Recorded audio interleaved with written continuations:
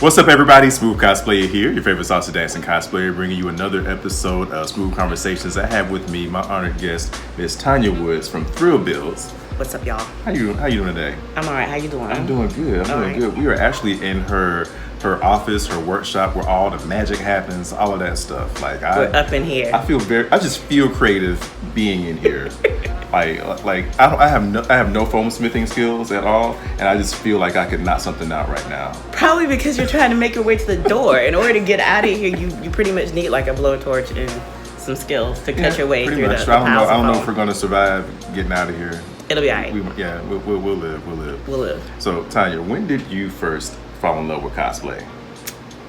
Back before we called it cosplay. Back in the day, it was a long time ago. Back before there were like websites and YouTube, and it was just wearing a costume. So like I started going to Dragon Con way back in its infancy. And when was that, by the way? I don't think I know my history. How long ago was Dragon Con? I think is 31 this year. Okay. I have a staff badge from 1991. Wow. So I'm aging myself, but it's fine. It's whatever. It's okay. So back then it was just wearing a costume, and the coolest part now is that there's all these materials, and there's YouTube, and there's tutorials, and there's patterns. Back then you'd just be like, I want a thing, and the best that you could do is I still call it Frankensteining, where you go to the fabric store if you were doing fabric, because I used to be a fabric person. I'm still sort of a fabric person. You would go to the fabric store and you would try to find pattern pieces that were vaguely the shape of the thing that you wanted to make. So if you were going to be a TIE fighter, you would probably go and try to find like a Dickies industrial jumpsuit that you would make for a guy working in a warehouse. And you would have to take that thing and, you would embellish it. You would take it in here, you would make the sleeves longer, you would, put some patches on it or whatever. And that was how you would have to make a costume. And so now there's just all this stuff. So everything was just Jimmy rigged back then. It was Jimmy rigged, and no one was dying about things being screen accurate, because that wasn't a thing, because there was no way to get the stuff off the screen. Back then you didn't have a smartphone, so you could kind of go in the theater and be like, ain't nobody seeing me, click. You couldn't do that. Yeah. There weren't stills on the internet. The best that you would get, there might be a still in the newspaper. So it's crazy, because you think about it, it's like, ooh, technology. Yeah. So really, it's just like a big double-edged sword now. Like, so many, and y'all know, and from watching the channel, like how I'm not against accuracy. I love accuracy to death, but some of y'all need to calm the F down. Accuracy ain't everything. It's not, and I think too, and I had to learn this, and like the last year for me has been kind of weird, but I've had to kind of learn that once I'm not having fun, then why am I doing it? Yeah. So if you're at a point where, to me anyway, your builds have become just this anxiety making thing, and you're not having a good time, or worse yet, you're somebody that feels like you can't participate because you can't afford to order a fully functional Iron Man suit, and you don't have the skill set to make it, or you don't have, an aluminum lathe at your house or whatever, then... I don't even know what that is. Wow. She's schooling me over here today. Ooh. Heavy equipment, I like it, y'all. So yeah, but if those things are prohibiting you from participating and having a good time, then what's the point? Yeah. You have a very good point. Like, I think me and Steggy Stardust were talking about this. Like, there's ableism and privilege going on with this, especially with the whole idea that everything has to be 2,000% accurate. Like, not everybody has that time, not everybody has the money, not everybody has the skills. So why do I have to wait till I'm retired when I got money, and then still I actually have the skills to be able to cosplay this thing? Right. If I can pay somebody for it, why not? If I can make something that looks good enough to me, why not? Exactly, it should be that. But I'll be honest, if I go back and I look at interviews that I first did like maybe 3 years ago with people, one of the things that I talked about was, oh hey, and I would see all these guys online, and they all look like Tony Stark because they had these big studios with all this equipment, and here we sit in my studio with all this equipment. Wow. But for me, no, I did not have a whole pile of money to go out and do this, and I am horrifically broke. So if y'all want to like hit up my website, right, it would be in the description. Down there.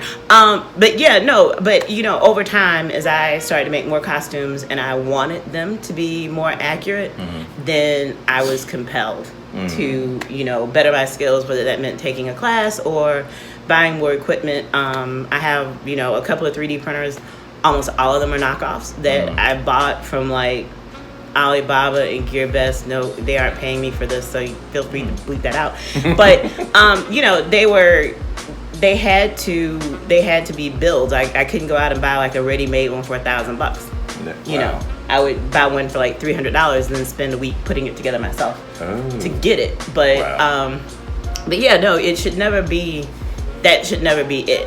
And you know, it's nice to have all this stuff, but sometimes I also find myself overthinking. Like, I'll be like, you know what? Why am I trying to cut this on the laser? I just need a solo cup and a pair of scissors. Right. What am I doing? Right. So sometimes, you know, it's a forest for the trees experience where you become overwhelmed. And I think that's very much the case with, like, the screen accuracy thing. But I think, too, that cosplay is weird. Indeed. Like, I used to wonder, I would see people at conventions, and it would be a dude, and he would have on his jeans and his t-shirt, but he would be carrying, like, a 10-foot long BFG with all the lights and a soundboard. And I'd be like, why is that guy dragging that around? Then I realized, because that guy spent 6 months making that thing. Right, so he gonna rock that thing. He's gonna rock that thing. He doesn't care. Right. He made me never even intended to have the rest of the costume that goes with the thing. Because you look at it and you know what it is. Yeah. You're like, oh yeah, no, that's the gun that like Cable blasted away a whole bunch of like scrolls or something with, you know. And so you know what it is. Right. And so yeah, people rock what they've made because they're enjoying it. And you know, it took me a while to understand what those people were doing, but at the same time, I think that a lot of people don't get it, because I hear a lot of people talk about, oh, all the costumes there were really terrible. I think the Dragon Con effect, number one, just by living in Atlanta and just there's a weird glut of cosplayers here, especially ones that are turning out like amazing work. We actually have a lot of cosplayers here that now work for Marvel because their costumes were so fantastic. They were able to get jobs when Marvel started shooting here. But because of that, it's like a self-fulfilling prophecy. You know, you go to Dragon Con, you see all this stuff, and you're like, oh my gosh, I can't wear my whatever. But at the same time, you see people, and they've got on like a store-bought cape and a bad wig, and they're having an excellent time. Exactly. And that's really, to me, that's more the spirit of it. That's what it's about. It's about having a good time. You got to put the fun back in cosplay. Yeah. Or I'm sorry, the play. Back in cosplay. That's Right. what I meant. That's what I meant to say. But I never cosplay. I always tell people I wear costumes. You costume, okay. Yeah. I costume. I don't cosplay. Yeah. So we were talking about that. So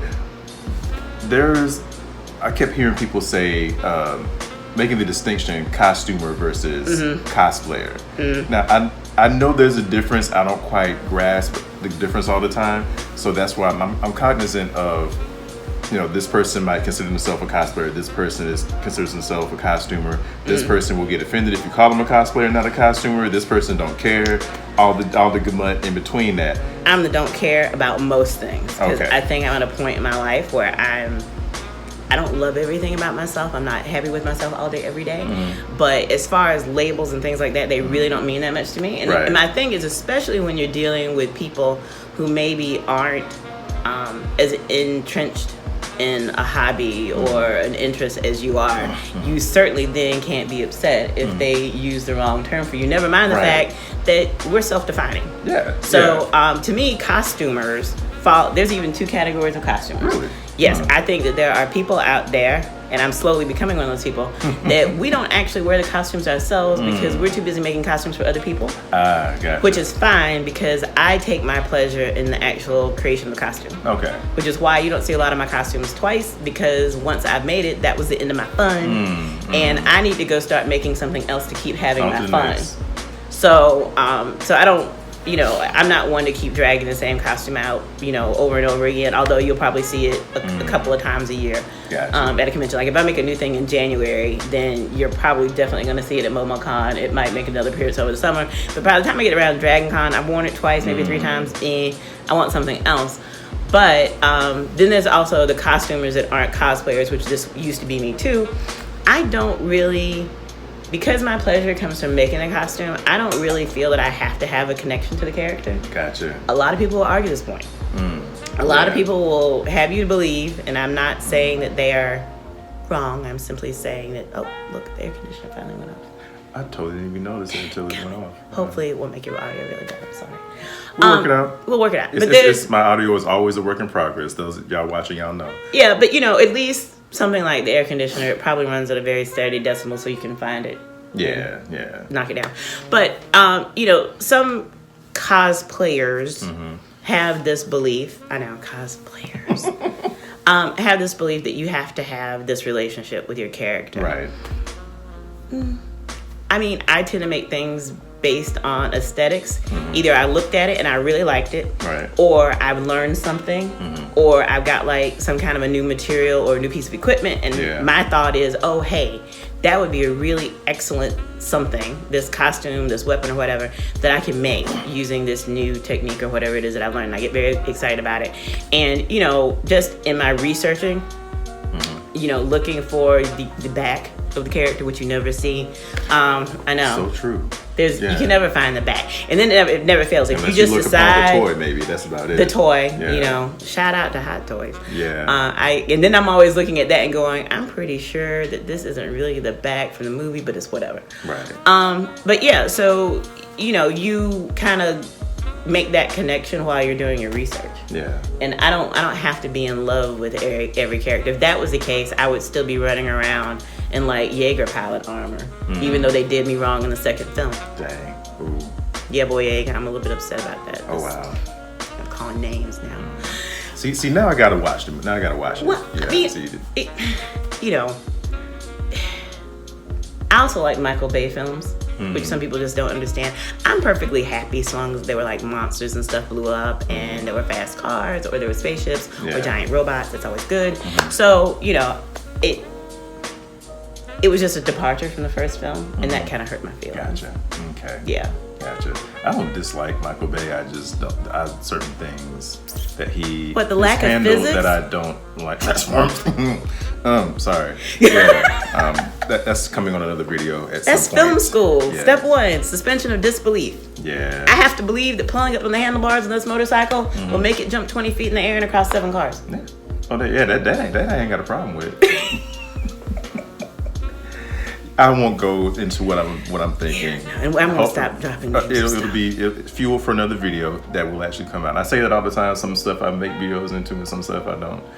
But that's another question I was going to ask you about the whole like having to love the character. Like, I agree with you. Like, personally, I do only cosplay either characters I already know and love, or if I want to do a character, I'll at the very, very least like spend 15 minutes on the Wikipedia page for it. But I'm not one to tell somebody, oh, you can't cosplay that character because you don't know them, or you're not a real fan because you just threw the costume on. Well, see, to me, that's just another level of gatekeeping. Elitism, of who's a real stuff. fan. Yeah, I mean, everybody's gonna have the thing that really speaks to you. That's your core fandom and the one that you'll never let go. Right. Like Pacific Rim, that really is my core fandom, and I will never let it go. And I will always be a fan. And I'm always still, looking at fan art and stuff like that, and being like, oh, hey, that's pretty cool. But I think that if you want to call yourself a true geek, you gotta like it all. You can't just be like, I only like this one thing over there. But I think that that's part of being a creative as well. I think it's important when you are developing art, no matter what the form it takes, that you have to look at other things, and that just makes you grow creatively. I have to look at other people's work. I have to look at the way that costumes that I would never wear, I would never have any interest in wearing. I have to still look at the way that they were constructed, because that might help me on the next thing. Exactly. Or it might make me curious. I might suddenly be like, hey, that's a really interesting technique. I never considered doing that or using that, or taking part in that thing. I think as human beings, we have to be curious. Yeah. I always say that that's like probably the greatest sin to me, is to be incurious. Yeah. Say that again. Incurious. It's probably not a word. I don't care. I don't either. But like, what was like? What do you? To not be curious. Curious. Right. Yes. And I think that being incurious, I I truly believe that that's one of the things that leads to things like bigotry and racism. If you are so ensconced in yourself and you can never look at anything else, you're never curious about anything else, you're not curious about other people, other cultures, or whatever, all of those things compound themselves to make you, I'm not going to say less than, but they definitely don't help you to expand yourself. So you have to be curious. That's how we grow. That's how we learn. I'm so glad we got this conversation on tape, because had this not been on tape, I would have heard that and then be like, babe, I just heard this thing today and I can't recall it. And then my wife would be like, yeah, but being in curious. And I think that there's a difference between, I think, for instance, some people truly are xenophobic. They have this idea that, foreign places are other. Or they have this idea that people that live differently, whether that be, how their family unit is constructed, whatever it is, they have this idea that it's very strange, and strange equals negative and bad. Yeah. But I think even worse than that is people who simply don't care. Yeah. They're perfectly happy in the box that they're in. Yeah, I call them the sheeple. Sheep.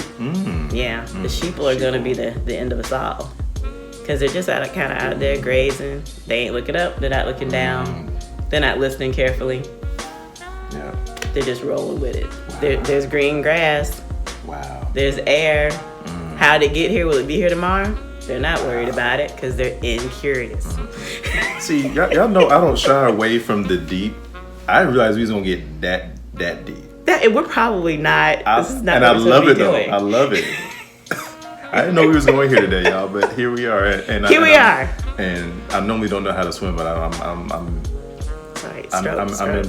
in the deep end. It's that racial memory from being thrown off the boat into the ocean. Oh my god! I know. That's been a thing like the last couple of weeks. Those articles keep coming up, and I'm like, wow. Yeah. Jam. Dang. Oh, jam. That's exactly where I was going with that too. Smoove cosplay jam again now. I played that. I would go back and play that song every now and then, and it baffles older music. Like a lot of it was really about the music, because that song maybe got 10 words in it. Jam, Teddy Jam for me, Dum Dum Diddy, all of that. That's it. There's no verse, there's no chorus, there's no bridge. No. That's it. But it was about having an experience too. Yes, yeah. And music today isn't so much about, how do I put this? A lot of times when I listen to older music, it was about invoking a particular emotion or having an experience, whereas I feel like a lot of music that's produced now is produced so that you experience the song. It's not to make you have some kind of inner... you have your own experience. Right. Yeah. No, it is. And some of that, is just because we've now got social media and we've got videos. MTV, there used to be commercials and they had shows. Then and that was after there used to just be videos. And now, I believe it's still there. I have no idea what's on it, because I think most people watch videos. You can serve them up yourself on YouTube. Yeah, because now you can do it on YouTube. Vimeo or whatever that. So people just queue them up and they watch the videos all day. And the videos themselves and the songs, they've become an experience. It is more so about them than it is about you as a listener. Yeah. And I think that that's the difference in some of today's popular music. Yeah. Not saying all of it. Not all of it. Not all. Because, some of you are probably at the house right now having some kind of Ariana Grande evoked experience. You're outside of yourself. Your ponytail might be too tight, but you're outside of yourself. Yo, when you're talking about how the videos are now, I remember back in the day wishing that I could just queue up whatever video I wanted. Yep. We all sat through MTV Jams or TRL. Oh my goodness. Oh, Total Request Live. Or sitting through that. With Carson. Sitting through Rap City. Oh, I'm horrible. Hold on. And your ringtone is giving me an experience right now. I know. I'm sorry. I meant to turn it off. I'm legit just in the Orient somewhere having some tea with the breeze going and somebody sparring in the background. That's where that just took me. I probably just said a whole bunch of stereotypes, and I'm sorry about that. But yeah, like, what was it? Or watching The Box, remember that? The Box. And having to sit there and wait for your favorite video to come up. I kind of remember. And then you mess up and like you had to go use the bathroom or your mama called you in the room and you come back and that video was halfway done. You was like, no! Okay, but see, I'm gonna go update myself some more. Remember when you were trying to make a mixtape? And you'd wait around all day and you remember the order of the songs on your favorite radio station. And then you'd be like, oh wait, they just played, you know, that In Vogue song. That means the next song. And then you get over there trying to hit record and taking out your little pencil to roll the tape back just enough so you could get your song. We don't live in that world anymore. We don't. I used to hate when I hear the song that I want coming up and the DJs keep talking over the intro. And then they stop talking right before. I'm like, no, I need that whole uninterrupted intro on my tape. I have so like my most my feelings exciting right now, thing. I know. Sorry. So when I went to grad school, I was all excited because I was living in this little apartment in a city far, far away. By myself, and so I had all this time in my hands. And one of the things that I used to do, and it cost me like $8 billion, is I had bought a CD burner. Back when they were really, really expensive. You're like, y'all have no idea. They used to be like real expensive. Like this was like the biggest, like a major purchase. Yeah, the biggest thing. Like getting a stack of CDs was like Christmas. Like stack of bare CDs. That yes, and then like you could every third one would be any good. Right. First two would be a dud. Yeah. So I have all of these CDs. So it wasn't just me. Wow. Okay. No. And remember like LimeWire and what was the first one? The first one was Napster. And then you know you spend 2 months with your computer messed up with some virus and then you would get it working again and then you go right back to the trick that infected you because you'd be like, I gotta go right back over there and get it. What was it? Audio Galaxy before they revamped it? Audio Galaxy, like I loved it just because like I could queue up like 10, 20 songs, go to sleep, wake up, they done. But then they did something to where it didn't work the same anymore, and then I was like, I'd always be really, really angry because while I was living in DC, for some reason, I got like really into reggaeton and like Daddy Yankee, and those DJs would never shut up. So I have all of these CDs that have like bumpers from assorted radio stations on them because that was the only way you were going to get the song because they were going to have to talk you into it. Wow. And you're like, why, man? Can't you just... Like, you were not important. The song is important. No, I just need you to shut up.